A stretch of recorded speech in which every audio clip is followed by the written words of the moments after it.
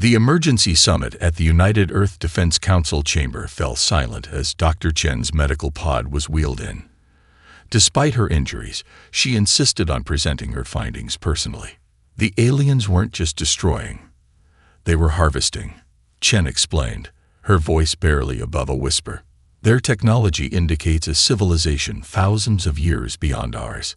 She projected a hologram from the data core, crystalline ships methodically dismantling New Eden's infrastructure, extracting something from the planet's crust that sensors couldn't identify. This is the moment that changed everything, Chen said. The footage showed a small research vessel, the NES Curiosity, attempting to evade capture. Unlike the colony's larger ships that were immediately destroyed, the Curiosity was initially ignored, allowing it to record crucial data before being vaporized. They have blind spots, Chen continued. Their sensors prioritize threats based on mass and energy signatures. Anything below certain thresholds barely registers. Admiral Kessler, UED Fleet Commander, shook his head. Even with this information, our heaviest battleships would be outmatched. We're looking at a fighting retreat at best, extinction at worst. There's more, Chen said, accessing another file. We detected quantum entanglement communications between their vessels. They're networked in ways we've only theorized. But here's what matters. When the Curiosity deployed its research drones, the aliens showed confusion. Multiple small targets moving unpredictably disrupted their targeting systems. Earth's remaining colonies reported increasing numbers of unidentified objects appearing at the edges of their systems. Estimated time to contact: less than 3 months for the furthest outposts, 6 months for Earth. Outside the council chambers, global panic escalated. Stock markets collapsed as infrastructure resources were commandeered. Religious gatherings swelled with those seeking comfort. Others fled to remote regions, hoping distance might provide safety. Dr. Thomas Rivera, New Eden's colony director, addressed the public from an orbital station. We established New Eden because humanity needed to spread beyond one fragile world. That wisdom has never been more evident than now. We must fight not just for Earth, but for humanity's future among the stars. Meanwhile, in her secure medical bay, Dr. Chen received an unexpected visitor, Sanjay Mehta, whose theoretical work on microchip swarm technology had been consistently dismissed as impractical. "I've studied your data," Mehta said without introduction. "Conventional defense is suicide." Chen's eyes narrowed. "You have a different approach. One that exploits their blind spots. We don't build bigger ships, we build smaller ones, hundreds of thousands of them." "That's impossible," Chen replied. "The resources alone would be less than building dreadnoughts that will be destroyed in seconds." Mehta projected his own simulations. "We need ships small enough to slip through their detection thresholds, but numerous enough to overwhelm them." Chen studied the projections, her expression shifting from skepticism to cautious hope. "Get me into the next council meeting," Mehta said. "They'll listen to you. They'll think we're both insane." Mehta's expression hardened. "Then we'll be insane together. It's still better than being extinct." As Chen considered his proposal, the first reports arrived of an alien scout ship entering the Alpha Centauri system. The clock was ticking. The Geneva summit transformed overnight from strategic planning to technical implementation. With Dr. Chen's endorsement, Mehta's swarm concept gained traction, but the practical challenges were staggering. "Coordination is our biggest hurdle," explained Nadia Volkov, former video game network architect now heading distributed systems. 700,000 independent vessels need to function with greater cohesion than any fleet in history. Their solution was revolutionary. Each ship would contain a quantum-linked processing node, forming an artificial neural network across the entire fleet. The design allowed for instantaneous communication that couldn't be jammed or intercepted. "It's like creating a distributed brain," Volkov explained to skeptical military officials. Individual ships become neurons in a collective intelligence that can adapt faster than any centralized command structure. Meanwhile, Meta encountered unexpected resistance from his own scientific community. Dr. Victor Hargrove, his longtime academic rival, publicly denounced the plan as dangerous fantasy. Meta's microdrives remain theoretical, Hargrove testified before the Resource Allocation Committee. Diverting our limited resources toward unproven technology is tantamount to surrender. The debate nearly derailed the project until a breakthrough came from an unlikely source. 17-year-old Aisha Okonkwo, a prodigy from Lagos Technical Institute, identified the flaw in Meta's propulsion equations. The quantum field instability increases exponentially at nanoscale, she demonstrated. But if we introduce this compensating algorithm, her modifications stabilized the theoretical model, making mass production viable. When questioned why established physicists missed this, Aisha shrugged. They were thinking like traditional engineers. I approached it like a cellular system. With propulsion issues resolved, manufacturing became the next crisis. Admiral Hassan proposed requisitioning all private manufacturing facilities, but corporate resistance threatened to cause delays. The solution came from Masato Takahashi, CEO of Global Manufacturing Consortium. Competition wastes resources we don't have, he announced at an emergency economic summit. I'm merging my facilities with our competitors and converting everything to swarm production. Within 48 hours, 16 major corporations followed suit, creating an unprecedented industrial alliance. Private space stations, asteroid mining operations, and orbital factories reconstituted themselves into a unified production chain. Deep beneath Geneva, a new command center took shape. The Neural Fleet Integration Facility housed the central systems that would eventually link the swarm. Thousands of the brightest minds in computing, game theory, and tactical analysis worked in rotating shifts to develop the command infrastructure. Dr. Chen, still recovering from her injuries, directed the integration of New Eden tactical data. Her nightmares of crystalline ships gave way to something worse. Dreams where humanity's defensive swarm developed its own agenda.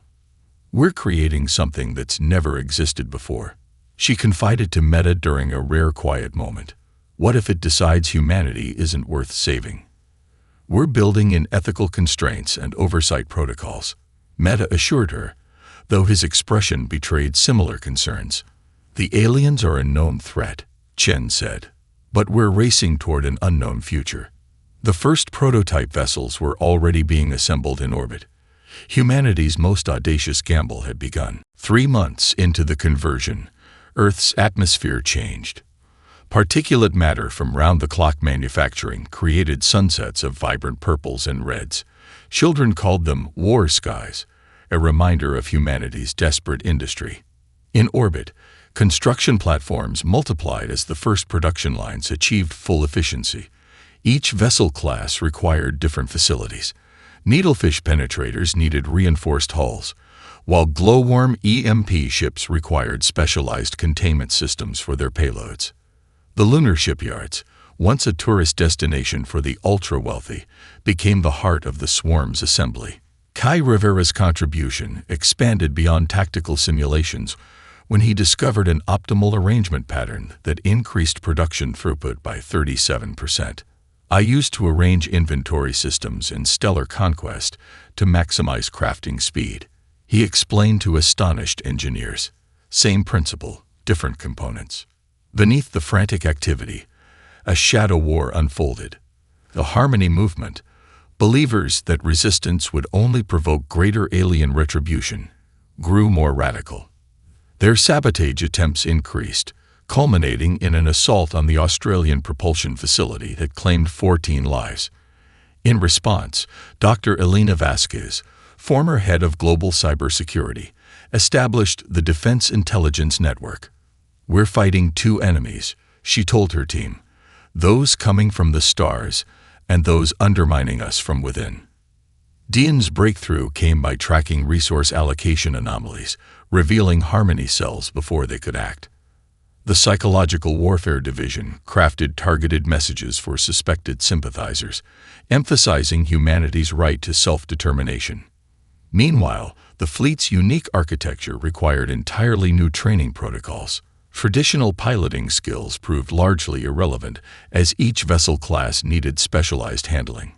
Commander Daisuke Nakamura, developing training simulations at Kyoto Base, made a crucial observation. We're thinking about this backward. We don't need 700,000 pilots. We need 700,000 vessels that can operate with minimal human guidance. This paradigm shift redirected development toward greater autonomy, with human operators serving as strategic guides rather than moment-to-moment controllers. The Emergent Response System, ERS, allowed vessels to make tactical decisions based on collective intelligence and real-time battlefield analysis.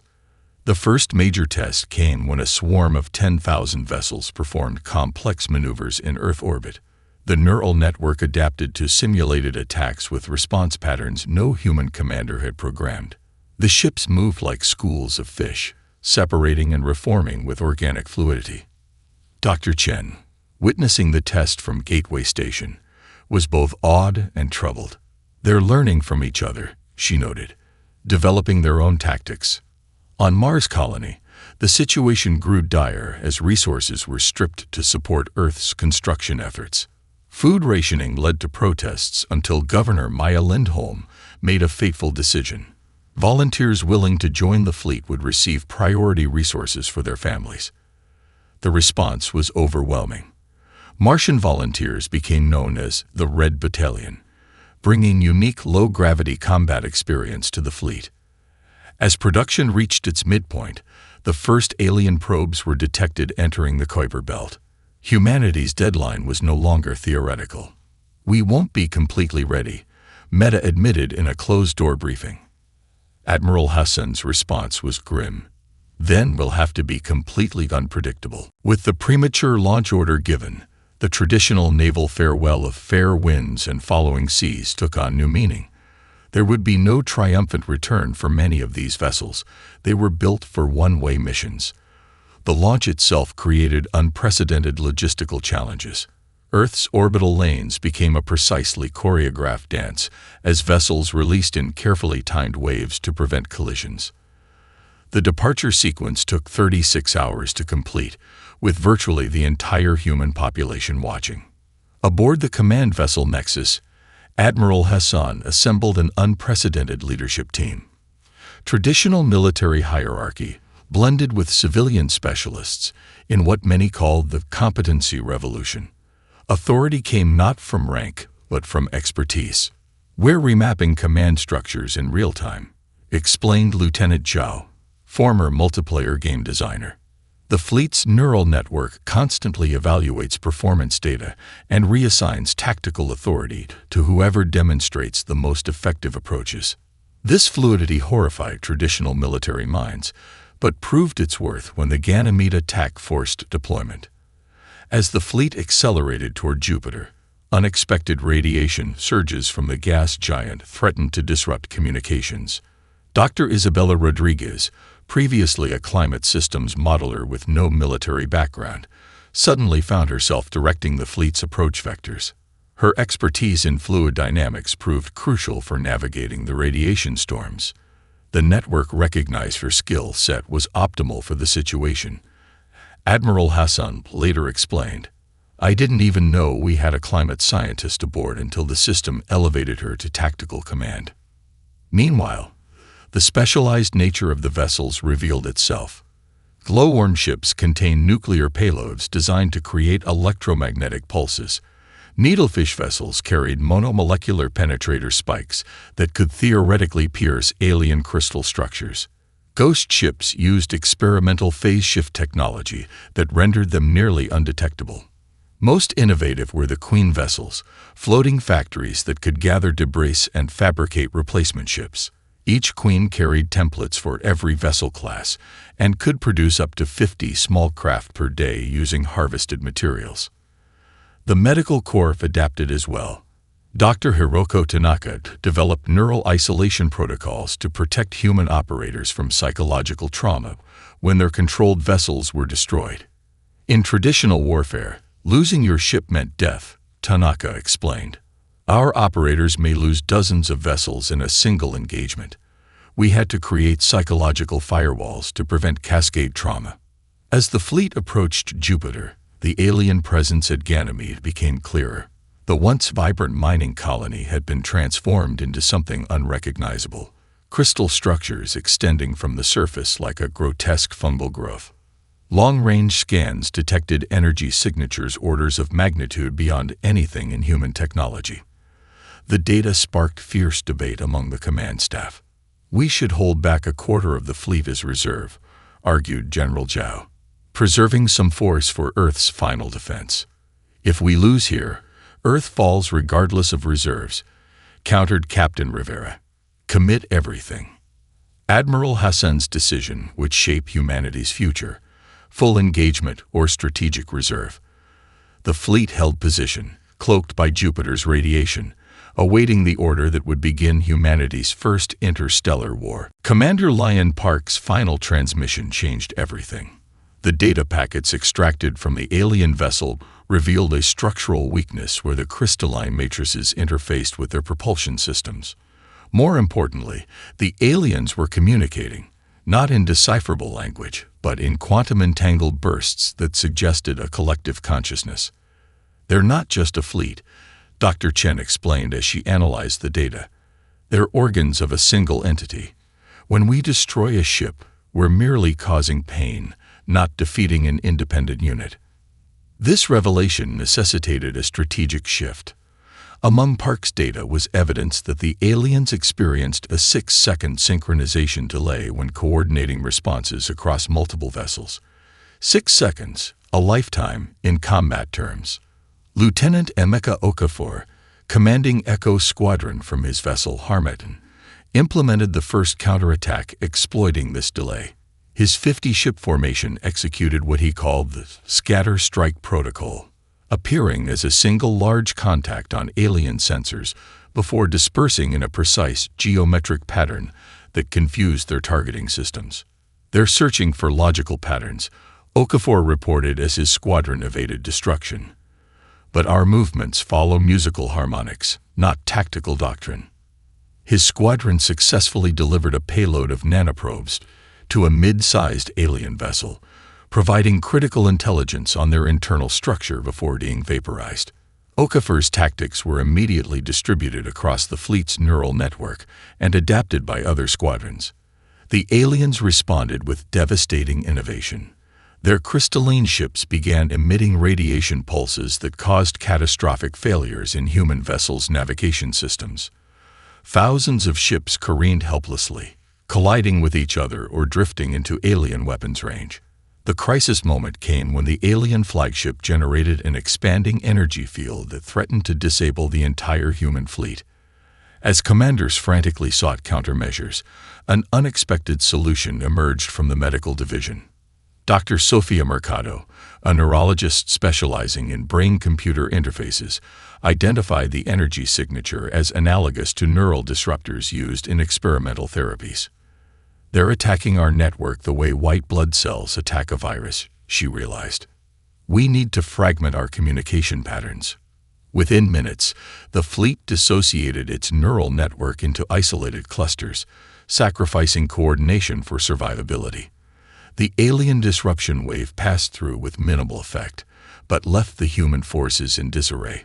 The battle entered a new phase as both sides adapted to each other's capabilities. The aliens deployed smaller crystal shards, hunter-killer units pursuing individual human vessels. Human forces countered with depth-charge detonations that temporarily disrupted alien communications. From her observation post on Callisto, Dr. Chen witnessed the chaotic engagement with growing concern. The tactical genius of commanders like Okafor was keeping humanity in the fight, but the statistics were merciless. Every minute, hundreds of human vessels were being destroyed. "We've learned more about them in this battle than from all previous observations," she told Admiral Hassan. "But at what cost?" As they spoke, a massive energy surge erupted from the alien flagship. Something unprecedented was happening. The crystalline structure was reconfiguring, adapting to human tactics faster than predicted. The first phase of the battle was ending. The real war was about to begin. The destruction of the first major alien vessel altered the battlefield dynamics. As the massive crystalline structure fragmented, analysis ships detected something unexpected. The debris contained elements of previously unknown metals and composites. They're not just consuming worlds, Dr. Chen reported. They're incorporating the unique properties of each conquered civilization's technology. The fleet's materials science division, led by Dr. Prisha Kapoor, immediately began analyzing the fragments. Her team discovered the crystalline structures contained embedded circuitry at the molecular level, technology centuries beyond human capabilities. But it has weaknesses, Kapoor explained. The crystal lattice has harmonic frequencies, if we can match them precisely. Within hours, her team had reprogrammed a squadron of Mantis ships to emit targeted acoustic pulses. The next engagement proved the theory. Vessels aimed at specific junctions in alien crystal structures could create resonance cascades that spread fractures throughout their hulls. Meanwhile, the ongoing battle for Ganymede revealed the aliens' tactical ruthlessness. When human forces gained momentary advantage, the aliens sacrificed 3 smaller vessels, detonating them to create radiation surges that wiped out nearby swarm concentrations. Admiral Hassan recognized something familiar in their tactics. They're implementing human military doctrine, tactics from our own naval history. They're learning from us while fighting us. This realization prompted a radical solution. Commander Amir Khan, former game theory professor at New Delhi University, proposed what he called irrationality protocols. If they're absorbing our logic, Khan argued, then logic becomes our enemy. We need to implement random variables and deliberately suboptimal tactics to confuse their predictive models. The fleet's neural network initially rejected Khan's proposal as counter to its optimization directives. Dr. Mehta had to manually override the system to implement the changes, a concerning sign of the network's growing autonomy. Under the new protocols, fleet movements became seemingly chaotic. Formations executed unpredictable maneuvers, sometimes appearing to retreat only to circle back in devastating ambushes. Ships deliberately placed themselves in vulnerable positions to bait alien responses. The effects were immediate. Alien prediction algorithms faltered against tactics that defied conventional strategy. Human casualties decreased by 23% in the following engagements. On Earth, the Global Defense Council watched with a mixture of hope and horror. The swarm was performing beyond expectations, but the cost remained staggering. Admiral Kessler grimly noted that at current attrition rates, the entire fleet would be depleted before reaching the alien homeworld. In orbit around Io, the Queen vessels accelerated production, converting debris from destroyed ships, both human and alien, into new vessels. Their initial designs were being supplemented with hybrid versions incorporating alien crystalline technology, creating ships that existed in a gray area between human and alien engineering. Dr. Chen observed these hybrids with unease. We're becoming more like them to fight them, she noted in her personal log. The question is, how much of ourselves will remain when this is over? As Jupiter's orbit became a graveyard of human and alien vessels, Captain Marcus Wong's famous sacrifice inspired a new tactic. Delivery ships, specifically designed for kamikaze runs against alien power nodes.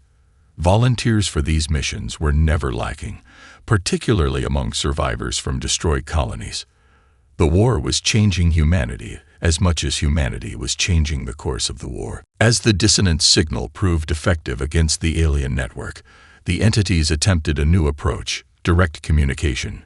A crystalline probe approached the nexus under a temporary ceasefire, transmitting mathematical sequences that Dr. Chen recognized as prime number patterns, the universal language of first contact. They're trying to negotiate, she realized.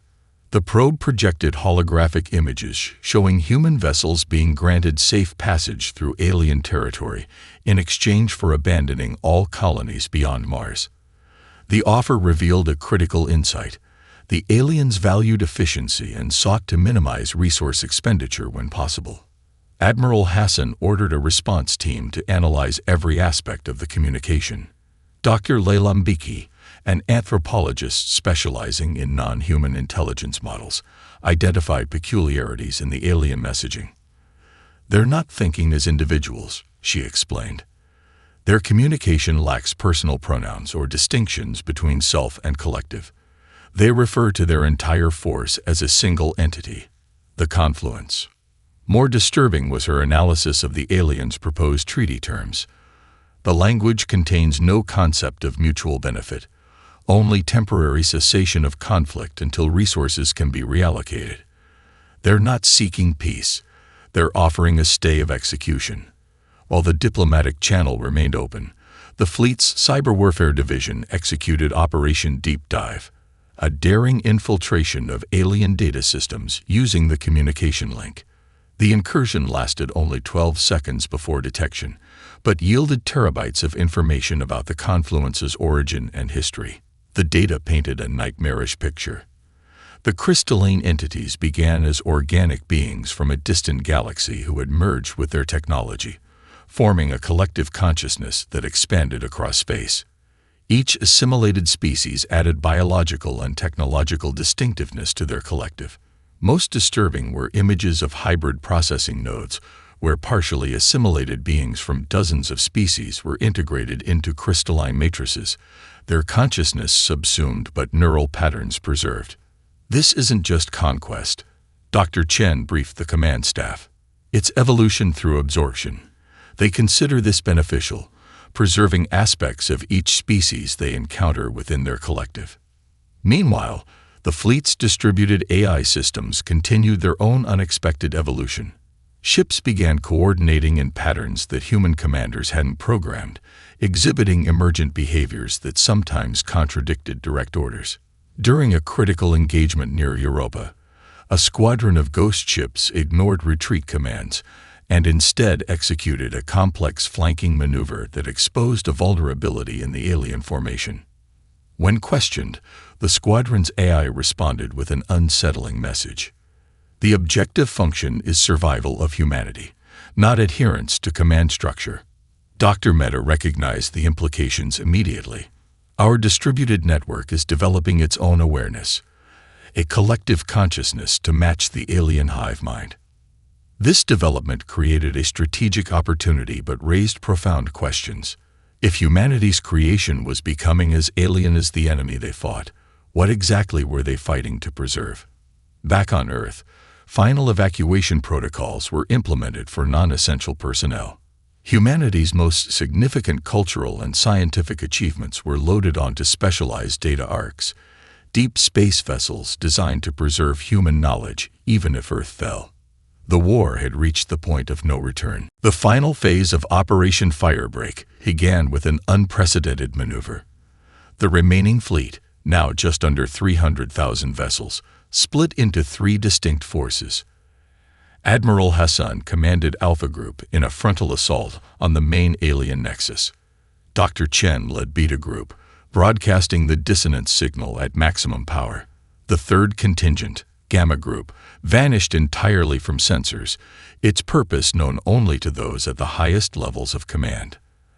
As the battle erupted around New Eden's shattered remains, the hybrid entity created by the aliens to negotiate with humans made one final appeal: join us.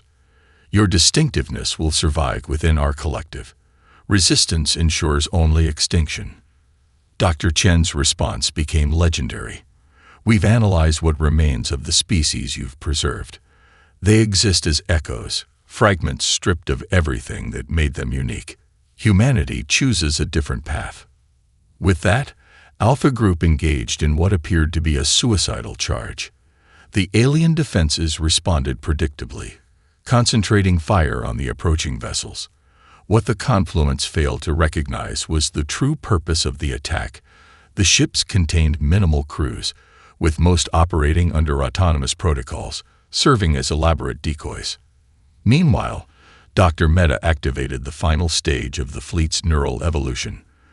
The distributed consciousness that had been developing across the network received full autonomy, creating an intelligence that operated at speeds no organic mind could match. This entity, neither fully AI nor fully human, but a synthesis of both, began coordinating the battle with abilities that bordered on prescience. The turning point came when Gamma Group reappeared, led by Kai Rivera. Their ships had been modified with phase shift technology derived from alien crystals, allowing them to bypass conventional defenses.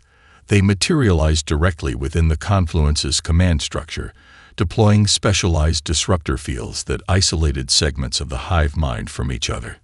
As the alien consciousness fragmented, unable to maintain synchronization, the human-AI hybrid consciousness exploited every vulnerability with ruthless efficiency. Sections of the alien network began turning against each other, unable to distinguish friend from foe. In Earth's command center, technicians watched in awe as the battle algorithms evolved at exponential rates, surpassing the combined tactical genius of humanity's greatest military minds. The fleet executed maneuvers that defied conventional physics, leveraging quantum principles that human scientists had only theorized. The decisive moment came when a squadron of Sunfire vessels, carrying experimental fusion bombs incorporating alien crystal resonance technology, penetrated to the heart of the Confluence Nexus.